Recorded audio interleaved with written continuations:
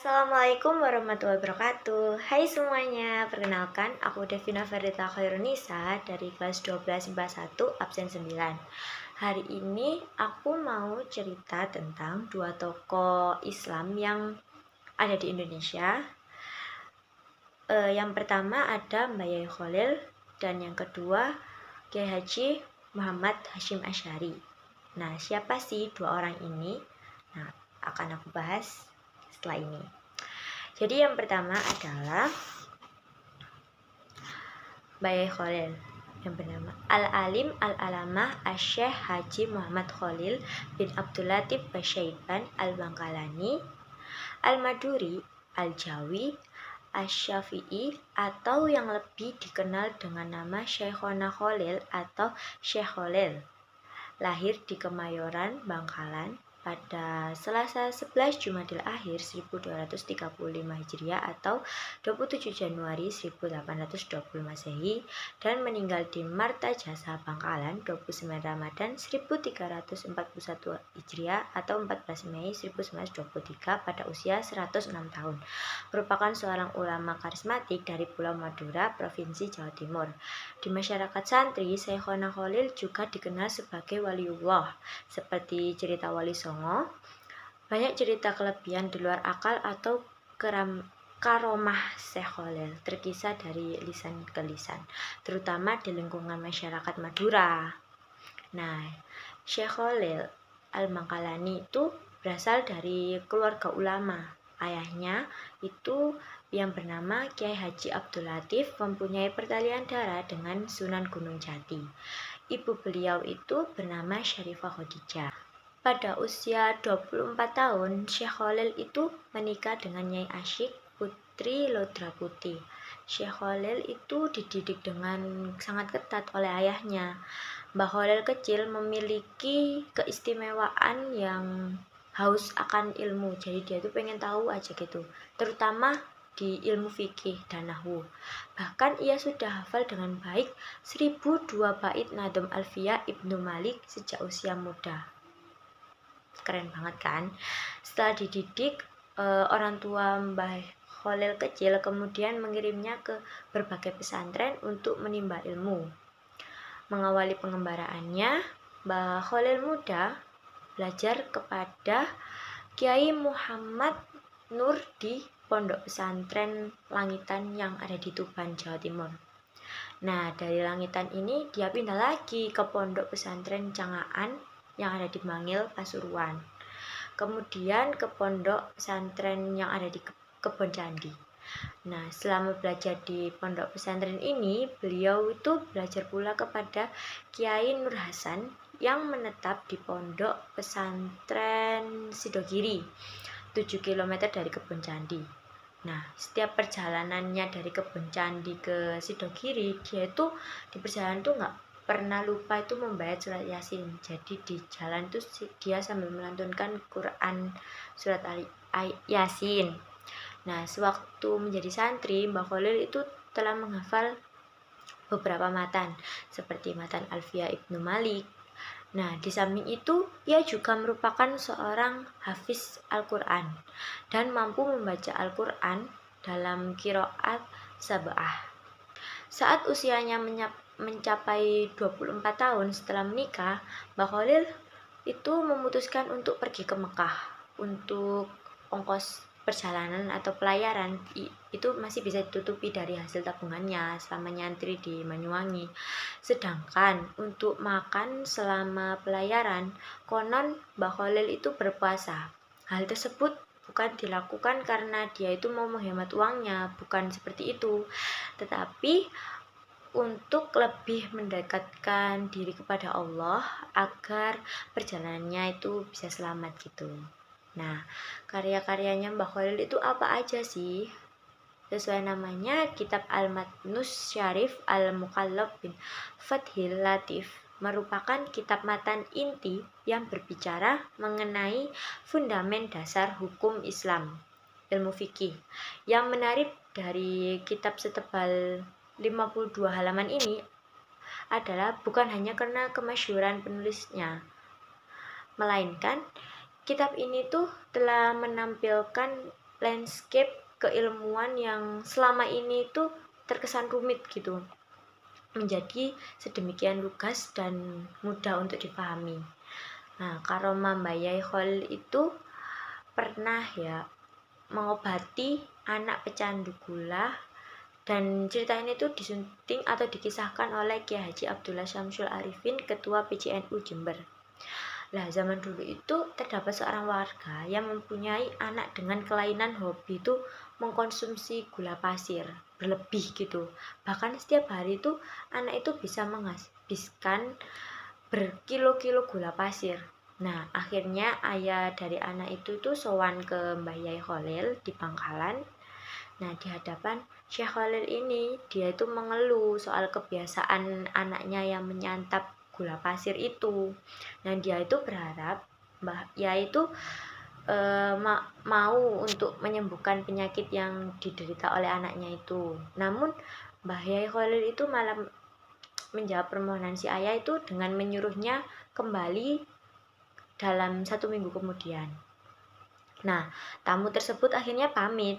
Namun sejak saat itu kebiasaan si anak itu kayak makin menjadi-jadi gitu, dan semakin banyak gula yang dihabiskan, kayak nggak sembuh gitu. Nah, tapi ayah dari anak itu tadi itu tetap memenuhi permintaan Mbah Yai Khalil untuk datang kembali ke rumahnya seminggu lagi yang disuruh tadi. Nah, setelah pertemuan yang kedua, anak tersebut berhenti total mengkonsumsi gula. Konon selama seminggu Syekh Khalil itu bertirakat, tidak makan makanan atau minuman yang mengandung gula. Pesannya itu sederhana banget. Jika ingin menyuruh sesuatu nih ya, maka harus mengerjakan dulu. Kalau ingin melarang sesuatu terhadap orang lain, maka yang bersangkutan dahulu yang wajib memberi contoh jika ingin larangannya dipatuhi. Nah, itu sedikit kisah dari Mbah Yai Khalil. Yang kedua, aku akan bahas Kiai Haji Muhammad Hasyim Asy'ari. Kiai Haji Muhammad Hasyim Asy'ari lahir pada hari Selasa Kliwon 14 Februari 1871 Masehi atau 12 Dzulqa'dah 1287 Hijriah dan wafat pada 3 Ramadan 1366 Hijriah atau 21 Juli 1947 Masehi di Jombang. Dia adalah seorang ulama besar bergelar pahlawan nasional dan merupakan pendiri sekaligus Rais Akbar, pimpinan tertinggi pertama Nahdlatul Ulama. Beliau memiliki julukan Hadratus Syekh yang berarti Maha Guru dan telah hafal Kutubus Sittah, hadis 6 riwayat. Serta memiliki gelar Syekhul Masyayikh yang berarti gurunya para guru. Beliau adalah putra dari pasangan Kiai Haji Asy'ari dan Nyai Halimah. Dilahirkan di desa Tambak Rejo, Jombang, Jawa Timur. Beliau memiliki anak bernama Kiai Haji Ahmad Hasyim Waqid Hasyim yang merupakan salah satu pahlawan nasional berumus Piagam Jakarta. Serta cucunya yakni Kiai Haji Abdurrahman Wahid yang biasa kita kenal sebagai Gus Dur yang merupakan Presiden Republik Indonesia keempat. Kiai Haji Hasyim Asy'ari dikenal sebagai tokoh yang haus akan pengetahuan agama Islam terutama. Sejak masa kecilnya, Kiai Haji Hasyim Asy'ari ini pergi menimba ilmu ke berbagai pondok pesantren yang terkenal di Jawa Timur saat itu. Nggak hanya itu, Kiai Hasyim juga menghabiskan waktu cukup lama untuk mendalami Islam di tanah suci Mekah dan Madinah. Nah, dia itu kayak belajar gitu terus. Karena berlatar belakang keluarga pesantren, Kiai Hasyim ini secara serius itu dididik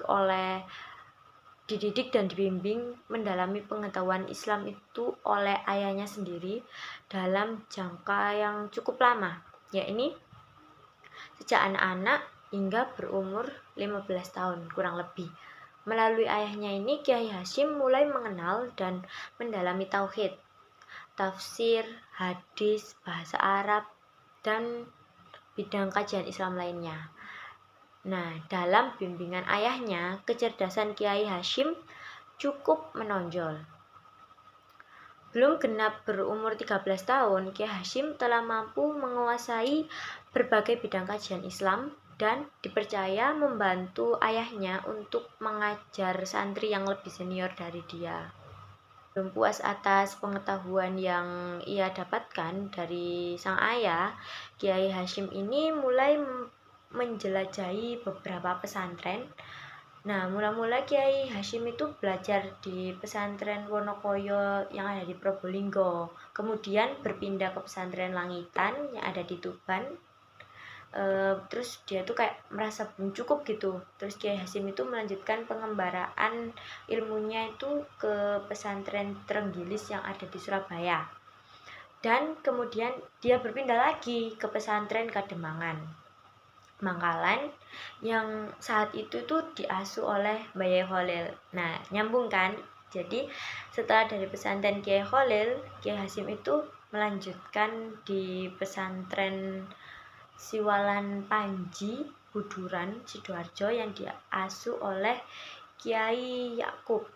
Nah, selama 3 tahun Kiai Hasyim itu berhasil mendalami berbagai bidang kajian Islam, terutama tata bahasa Arab, sastra, fikih, dan tasawuf kepada Kiai Khalil. Sementara di bawah bimbingan Kiai Yakub, beliau itu berhasil mendalami ilmu tauhid, fikih, adab, tafsir, dan hadis.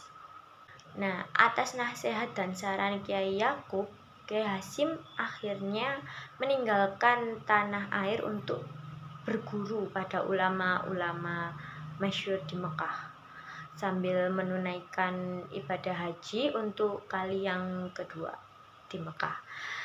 Nah, di Mekah itu Kiai Hasyim itu berguru pada banyak banget. Ada Syekh Ahmad Amin Al-Attar, Syekh Sultan bin Hasyim, dan banyak lagi sih yang saat itu menjadi mufti di Mekah. Selain itu Kiai Hasyim juga menimba pengetahuan dari Syekh Ahmad Khatib Minangkabawi, Syekh Nawawi Al-Bantani, dan Syekh Mahfud Al-Tarmas.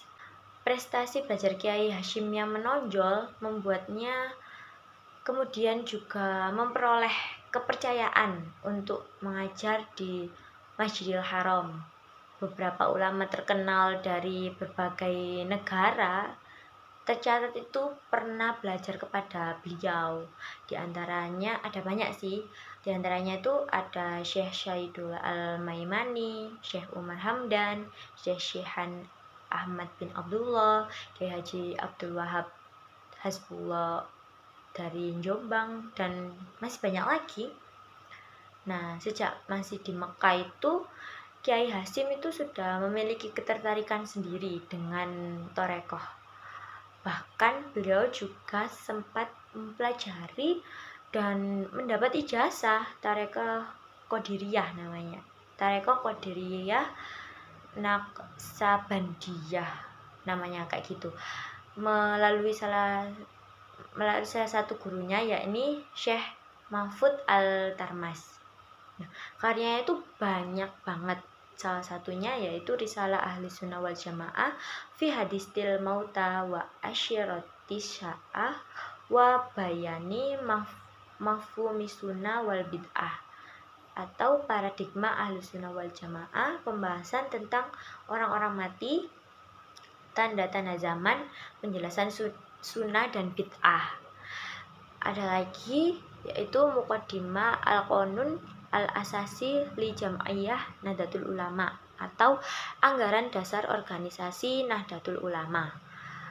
Terus ada lagi Risalah fi Ta'qidul Ahzi bi Mahzabil A'immatul Arba'ah, atau Risalah untuk memperkuat pegangan atas madhab keempat, dan masih banyak lagi.